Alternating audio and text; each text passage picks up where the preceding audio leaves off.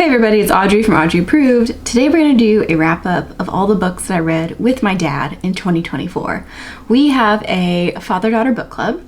It's a book club of two, which we started in I think early 2023, but we read quite a few books last year that I have not, or this year, that I have not wrapped up yet, and so I haven't talked about on this channel, and so I thought I'd just do like a 2024 book club wrap up, ranking the books in the order in which we like them, so starting from our least favorite to our absolute favorite.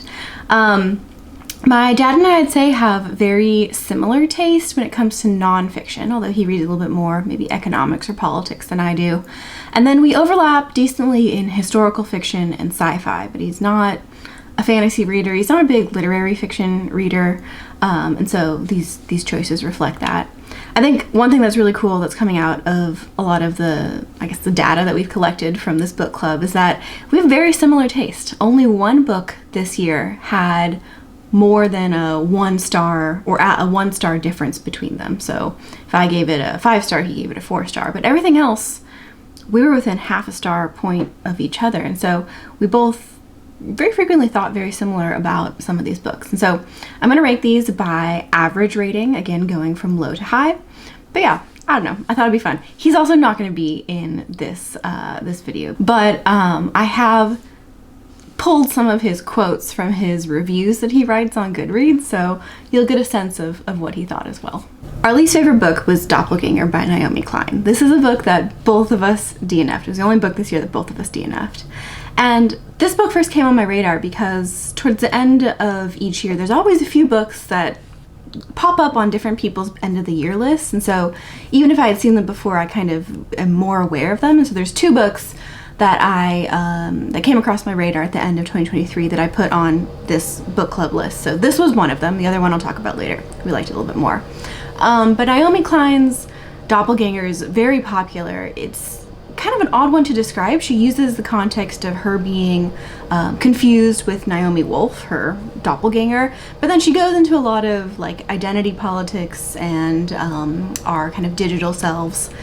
I think we both were just really bored with this. I think the doppelganger comparison and tie-in that she keeps coming back to feels pretty weak, and yeah, I think both of us just kind of lost interest.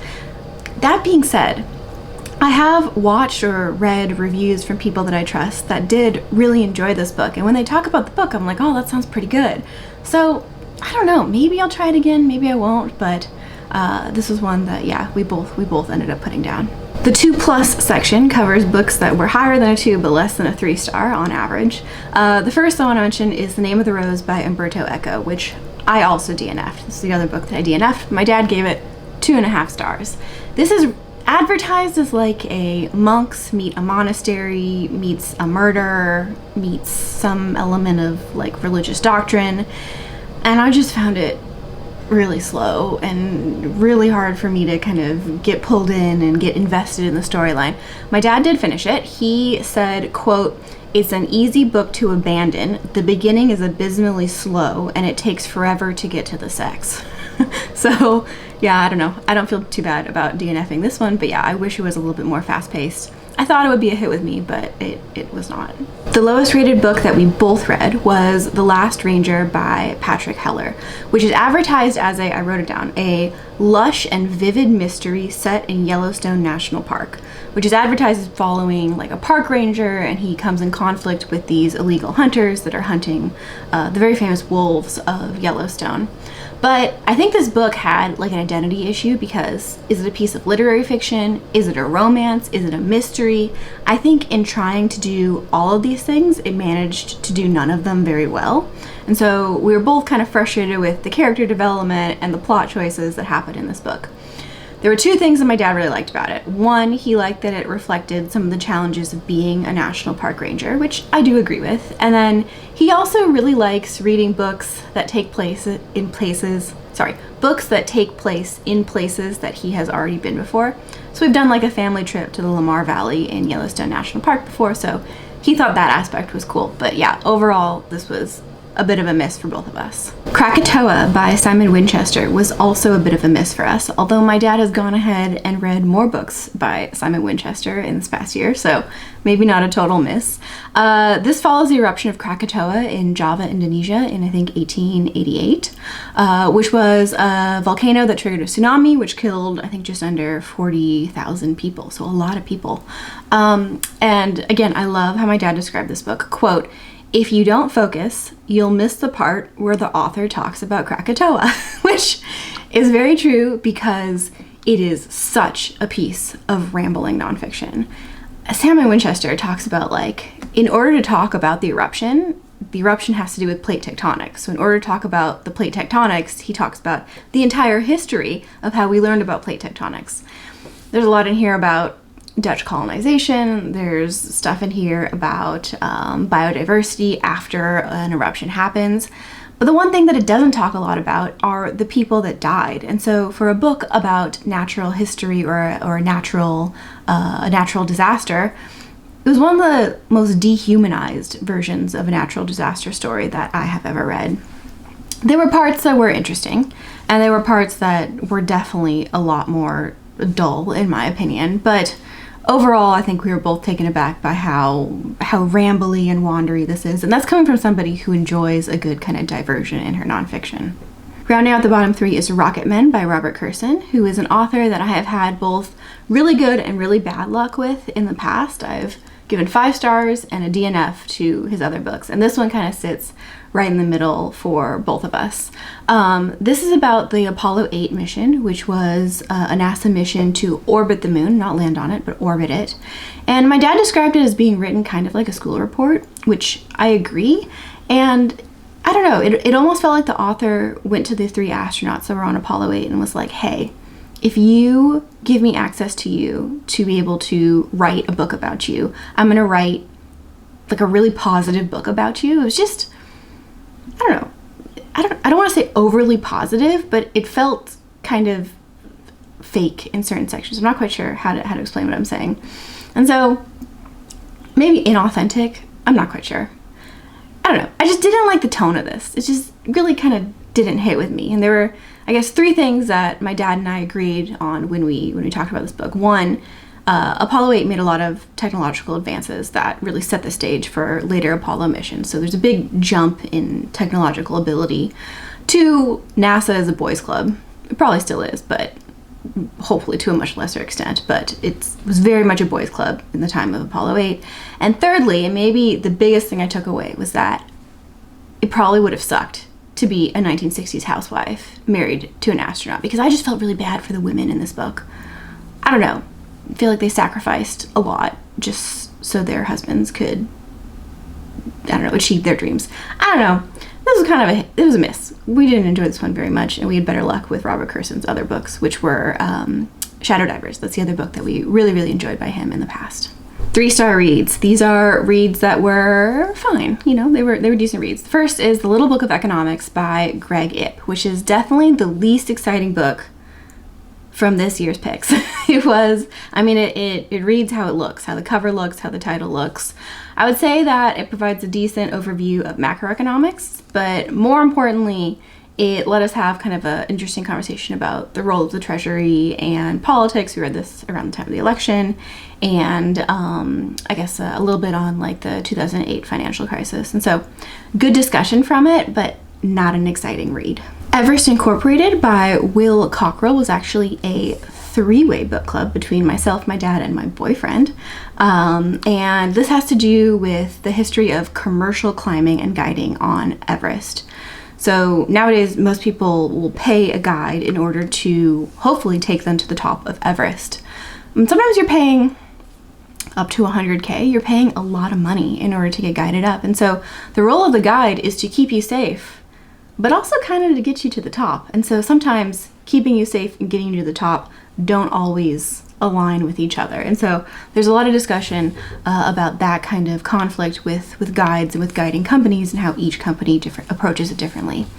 I think This book was, we both thought, really heavy on the listing. So listing names and companies and dates and the number of people who tried to summit and the number of people who actually summited. And so it has not stuck well in my memory because a lot of that has just kind of faded, to be honest, because there were just so many names and dates. There wasn't really like a cohesive storyline within it. I think the commentary on how, if you have enough time and enough resources, especially financial resources, you can now climb Everest or go to the deep sea or go into space. And in the past, those achievements were kind of limited to people who were deep sea explorers or really talented mountaineers or astronauts who had trained, for many, many years or their whole lives. And so nowadays, time and money can really get you these experiences that used to be off limits. And so the commercialization of experiences like that, extreme experiences, is something that is discussed here. And that part is interesting. But overall, too many names and dates, too many lists of expeditions, although we all agreed that if you were planning on climbing Everest, this would be a good place to start to figure out which company might be a good one to go with. 10 Drugs by Thomas Hager is what the title suggests. It's a story about 10 drugs, although I'd say more like 10 drug families or 10 drug classes. So like antidepressants might be a chapter, but it's not going to talk about just a single one. It's going to talk about the whole suite of antidepressants. This one started off pretty good for me and then kind of went down as we finished. What I did really like about the introduction is that the author was like, hey, I'm not going to talk about the chemistry. I'm not going to talk about the biology. I'm just going to talk about, the first instance of finding these drugs, how they were used, what the side effects are, what the legacy of them are. And then I'm also not going to give medical advice. And I was like, cool. That seems reasonable, right? But then at the very end of the book, the author diverges and he does give his medical opinion. He says, certain opinions about whether we should or should not be taking certain types of drugs. And I was like, hey, what happened to not putting your opinion in the book like you said you would in the introduction? So, I don't know. I was a little bit miffed by that. It dropped it for me from like a 4 to a 3-star read. But if you want to learn about the history of birth control, about opioids or opiates, if you want to learn about Viagra, antidepressants, antipsychotics, then, this is very easy to consume. It's also because it's split into distinct kind of drug classes. You can listen to a chapter or read a chapter, put it down for a few weeks if you want to, and then pick it back up again. So we both, I think, enjoyed this, but were kind of annoyed with how it ended. Okay, moving up in star ratings, we now have the 3+, so anywhere from a 3 to a 4-star rating. First was Family in Six Tones by Lan Cao and Harlan Margaret Van Cao. I thought I would love this book. This is a dual memoir. It's written by 2 authors, a mother-daughter pairing. The mother is a Vietnamese refugee to the States, and the daughter is half Vietnamese, half Caucasian, born in America. And they write the book together. And I thought this would be a hit with me because I'm half Vietnamese, half Caucasian, and I thought there might be a lot to relate to in this book. And I was just a little bit let down. I would say it's 75% the mother, 25% the daughter. And while there were elements that I definitely related to, I never understood a few things about it. I never understood the structure of the book. Like, I feel like you would see an event from the mother's perspective, maybe 20% through the book, and then you would see the same event through the daughter's perspective, but like 70% through the book. And I think like if you had just placed them next to each other, that would have been interesting because you could have seen how mom views it and how daughter views it. And then secondly, I think we just never figured out what the point of the memoir was because the majority of the book is from the mother's point of view. She talks a lot about her refugee experiences. So is it about her experiences or is it about mother-daughter relationships? I don't know. I could never really figure it out. I really wanted to like this, so I was actually really bummed that I didn't love it. But yeah, it was somewhere between like a 3 and 4. Decent, but not as good as maybe it could have been. The first book that we read in 2024 was The Children's Blizzard by David Laskin, which is about a freak blizzard that hit the prairies of Nebraska and the Dakotas in late 1800s. And it's called The Children's Blizzard because it hit right at the time in which children were going home from school. And so it killed a lot of young school children. This is a bit of a crazy story. I'd never heard of it. Yeah, absolute crazy story about this totally freak blizzard that just comes up out of the blue, and it's huge drop in temperature. I want to say it was like a 50-degree drop in temperature across a few hours. That might be a statistic from the book that I remember. It was a crazy kind of weather event.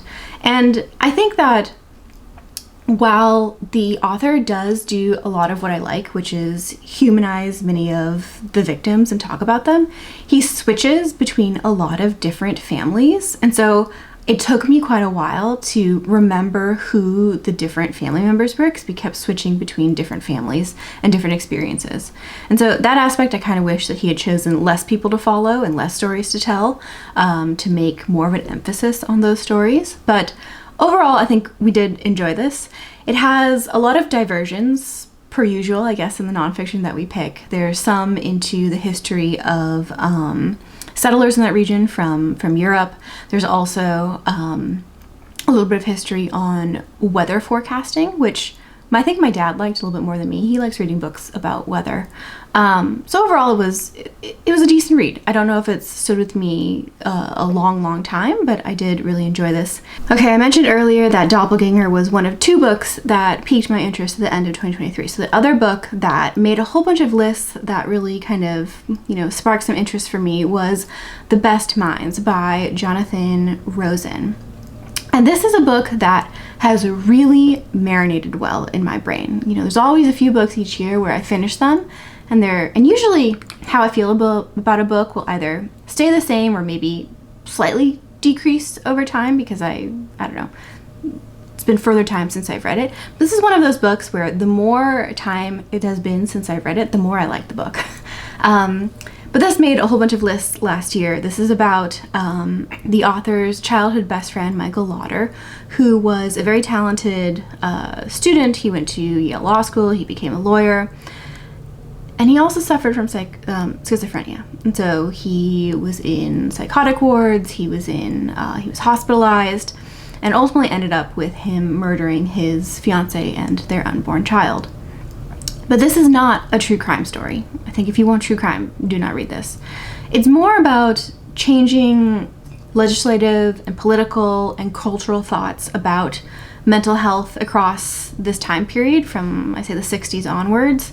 And a lot of that commentary on how, again, mental health, especially schizophrenia, how that disease has been viewed by both law and society.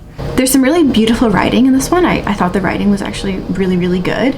But it did take me a long time to get into. And I'm all over the place with this book, but I wanted to DNF it when I was like 20 or 25% in, but I pushed through. And again, I'm really glad that I did.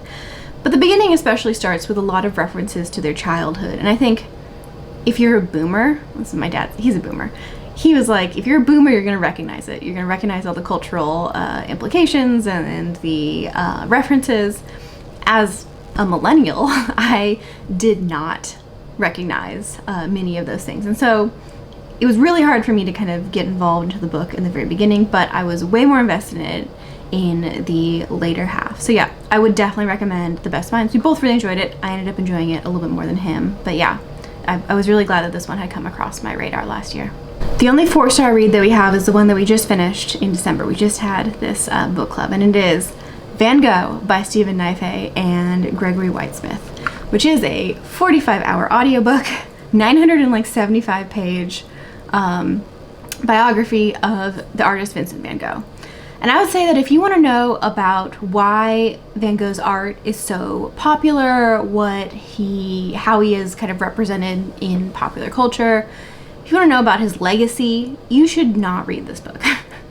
But if you want to know what he does on what feels like a day-to-day basis, if you want to know about his relationship with friends and family and other artists, then this is, maybe the book to read. But the subtitle truly is A Life, right? It ends with Vincent van Gogh getting buried. That's where the book ends, right? You don't go anywhere past that. I think we both thought this book was really well researched. It has a ton of citations, and especially at the very end, it puts forth a hypothesis on Vincent van Gogh's death. And I think it's an appendix, but I think that is very compelling. So we both thought that was pretty good. We also both thought that it didn't need to be 1,000 pages. It could have been, I think, maybe 600 to 700 and kept all of the points that were made. I think it felt very redundant in certain sections. But yeah, I think we're both glad we read it, but I can't say that I would recommend it. I don't think that I would tell someone that, you should read this book. I think maybe there are other Van Gogh biographies that might get you 90% of the way there with less than half the effort. So yeah, again, glad we read it, but I don't know. We talked a lot about this one because it took us both, I think, multiple months to finish it. So yeah, I feel very accomplished having finished it, but and yeah, I guess at a 4-star it was maybe worth it, but yeah, I don't know if I could say it here and say you should read this book or buy this book. Recursion by Blake Crouch was our first Blake Crouch book for both of us, and I think it's best not to know much about this book going into it, but I will say that it is not hard sci-fi. It's not Ken Liu, it's not Ted Chiang, and so it's more of like a sci-fi thriller, and so it's very fast-paced and quick and, dare I say, not that deep, but it made for a very excellent beach read, and I mean that literally. I think we both read this while on a family vacation in Hawaii, which was very fun. But yeah, really entertaining, and definitely the better of the Blake Crouch books that I read. So since finishing this book, I have read other Blake Crouch books that I have not enjoyed it as much, and so I was really glad that we picked up this one together. And then the other book sitting just below a 5-star is Gideon the Ninth by Tamsin Muir, which I had talked about, I think recently, I think in my autumnal book recommendations video. And this is the first book in a uncompleted series, and it was so much fun. I think my dad has mentioned before that he never would have picked up this book without me suggesting it, but he ended up really liking it. He liked it enough to pick up the second book in the series, so I think that's a win for me. This is a very fun combination of, it almost has a bit of a magical school vibe. It's not a school, it's like a competition.